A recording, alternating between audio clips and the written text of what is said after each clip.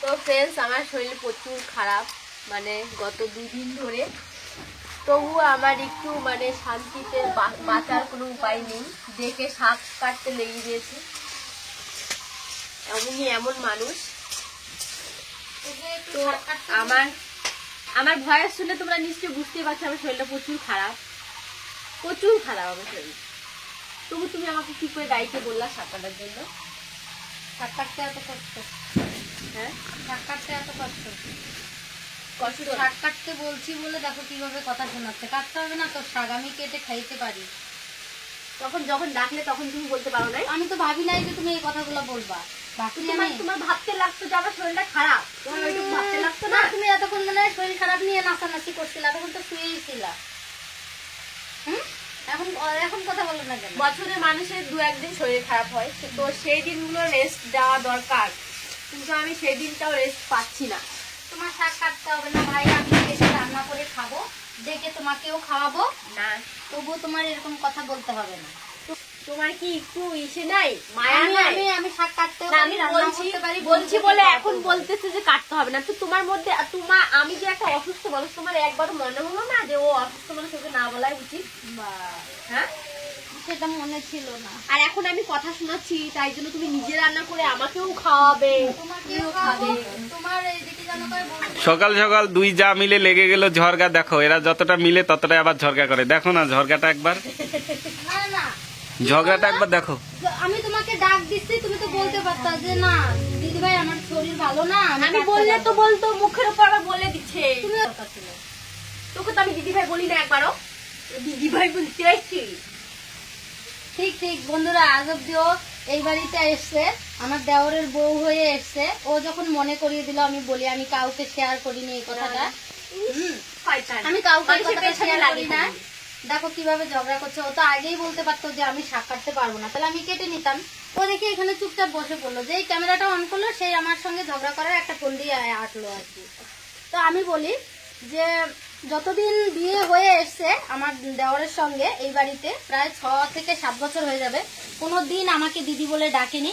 কারণ ওর নাকি অনেক দিদি আছে, আমাকে তাই জন্য দিদি বলে ডাকে না। আর হচ্ছে কি, আজকে থেকে তোমরাই বন্ধুরা বিচার করবে, আমার দেওর যদি আমাকে বৌদি বলে, এখানে রেখে সেটা ঝগড়া করতে আসছে।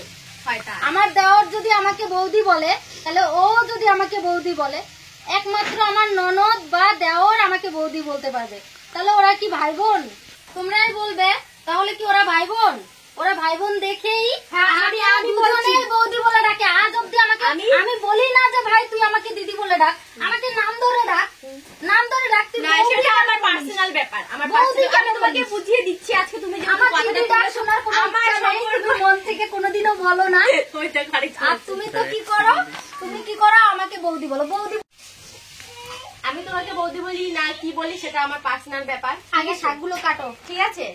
আর আরেকটা ব্যাপার হচ্ছে, আমি বুঝিয়ে বলি তোমাদেরকে। সেটা হচ্ছে তোমাকে বৌদি বলি তোমার সমস্যা তো, আর আমরা ভাই বোন কিনা ওটা জিজ্ঞেস করেছো তুমি। তো একটা সম্পর্কের বন্ধন অন্যরকম, ভাই বোনের বন্ধন অন্যরকম, কাউকে সম্মান দেওয়ার মানে বন্ধনটা অন্যরকম, তাই তো? রাইট বলছি কিনা আমি বলবা, তোমার যুক্তি আছে কিনা সেটাই বলবা। তো আমাদের সম্পর্কটা অন্যরকম। তোমাকে আমি আলাদাভাবে কিছু বলছি, মানে আলাদাভাবে সম্মান দিচ্ছি। তো তোমাকে সম্মান দিচ্ছি তা না, এমন তো না যে তোমাকে কিছু বলে ওই ওই করে ডাকছি শুধু। না না, আমার একটা কথা হচ্ছে, তোমরা অনেকে বলো ভাসুর সামনে নাচে, ভাসুর মানে না। তো সত্যি আমি ভাসুর মানি না, আমি দাদা হিসাবে মানি। তাই আমরা একসঙ্গে সবাই ভিডিও করি, একসঙ্গে সবাই থাকতে ভালোবাসি, একসঙ্গে সবাই খেতে ভালোবাসি। তো ভাসুর আর ছোট ঝগড়াটাও করতে ভালোবাসে। সকাল সকাল শাক কাটতে বসে ঝগড়া আমার সঙ্গে করে নিয়েছে। ভাসুর আর ছোট বউ একসঙ্গে খেতে পারে না আমাদের মধ্যে, মানে অনেকে বলো তোমরা, আমি সেটা মানি না। তো যদি আমরা একসঙ্গে নাই খাই, তো আমাদের আমার ভাসুর মারা গেলে আমার আমার নিরামিষ খেতে হবে, মানে আমাদের সব নিয়ম করতে হবে। তো তখন আমি সবকিছু করতে পারবো, আর এখন আমি একসঙ্গে বসে খেতে পারবো না? আমার তো স্বামী আছে না বাড়িতে। তো আমরা সবাই মিলে যদি একসাথে খেতে পারি, বসতে পারি, নাচতে পারি, গাইতে পারি, তাতে তোমাদের কি সমস্যা হচ্ছে? অনেকে কমেন্ট করছে। তো সবাই নয়, আমি সবাইকে কথাটা বলছি না, আমি কিছু মানুষকে বলছি। তো আজকে যেহেতু কথাটা উঠে গেছে তো বলে ফেলেছি, ভাবছি বলবো না কোনোদিনও, যে যাই ভাবুক আমাদের মধ্যে বন্ধনটা যেভাবে আছে আমি চাই চিরজীবন সেভাবে থাকুক।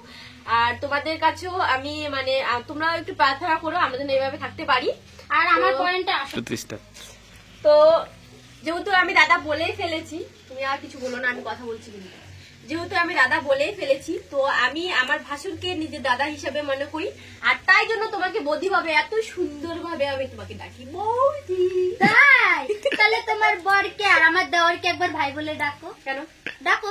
না না না কেন ডাকবে না, কেন ডাকবে না, ডাকো। তোমার এত এত সমস্যা কি না, ভেবেছো আমার মাথায় কোনো বুদ্ধি নেই? বুদ্ধি সবজি আজকে ঠিকঠাক আনাই করছে না, এতক্ষণ ধরে আমার মাথায় এটা কি করে ওকে হারানো যায়। আমি বন্ধু আমাকে হারাতে পারোনি, সরি চেয়ে নাও বন্ধুদের কাছে। না তাহলে আমাকে আমার বরকে দাদা বলো, আমাকে তার জন্য বৌদি বলো, তাহলে তোমার বরকে একবার ভাই বলে ডেকে আসো, তাহলে আমি মেনে নেবো, ঠিক আছে? এবার যাই হোক বন্ধুরা, আমি একটা পয়েন্টে আসছি। ও যেরকম ভাসুরকে দাদা ভাবে, তাই জন্য আমরা একসঙ্গে নাচি, একসঙ্গে গাই, একসঙ্গেই হাসি ঠাট্টা আর কি মজা সব করি। আবার কি বলবো, আর আমিও সেরকম ভাবে, অনেকেই ভাবে যে দেওর মানে খারাপ, দেওর মানে দেওর বৌদির মধ্যে উল্টো পাল্টা সম্পর্ক, মানে আমি এগুলো মুখে আনতে চাই না, অনেকেই ভাবে। তো দেওর মানেই ভাই, এটা কেন ভাবতে পারো না? দেওর মানেই ভাই, এটা ভাবতে হবে আগে, আর ভাসুর মানেই দাদা, এটা ভাবতে হবে, তারপরেই সবাই মিলেমিশে থাকতে পারবে। না হলে ভাসুরকে ছোঁয়া যাবে না। দেওরের সঙ্গে ইয়ার্কি করছো, ঠাট্টা করছো, কেন দেওরের সঙ্গে যদি আমি ইয়ার্কি করে কথা বলতে পারি, কেন ভাসুরের সঙ্গে কথা বলতে পারবে না? কেন পারবে না? আমরা এটাকেই মনে করি যে নিজে সৎ থাকলে, নিজে পবিত্র থাকলে না সবকিছু পবিত্র। আর যদি নিজে ভালো না হয়ে অন্যকে উপদেশ দিতে যাও, সেটা কোনোদিনও ভালো হবে না, সেটা কোনোদিনও ভালো হয় না।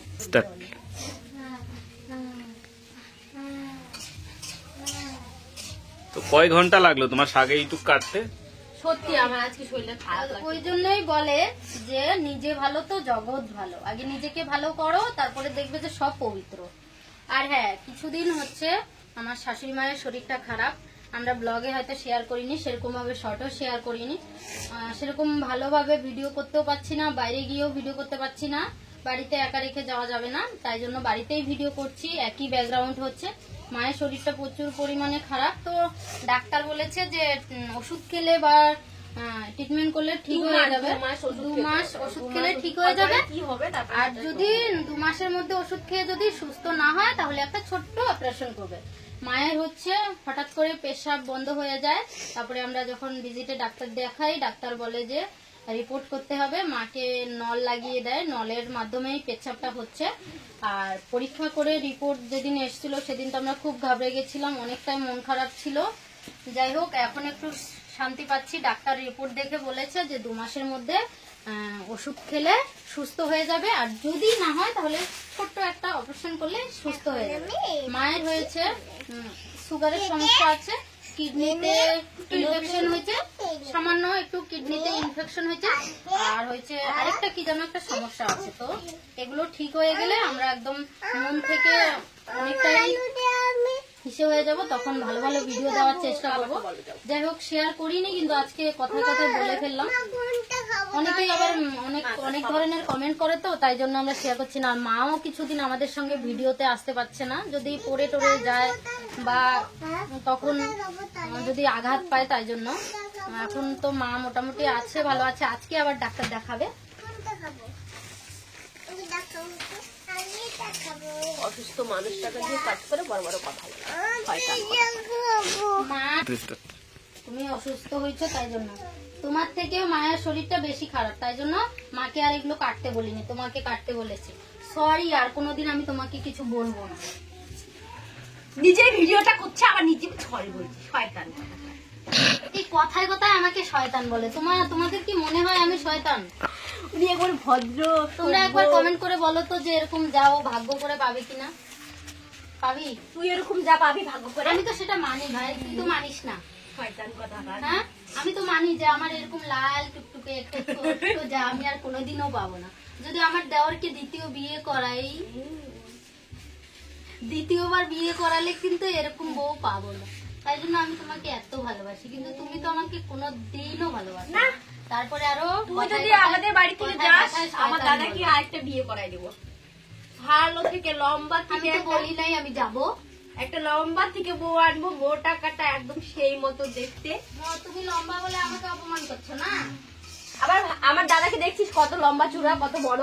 তোমার দাদাকে আমি বলছিলাম যে আমাকে বিয়ে করো না, আমি তোমার দাদার সঙ্গে প্রেম করছিলাম, তুমি নিয়ে এসেছি এবার। তুমি তো আমার দাদাকে দেখে একবার ইরকুম ইরকুম ইরকুম এই শোনো, করছো, খুঁটি তাই নিয়ে এসেছি, এবার তোমাকে আর তোমার দাদাকে দুজনকে শায়েস্তা করবো।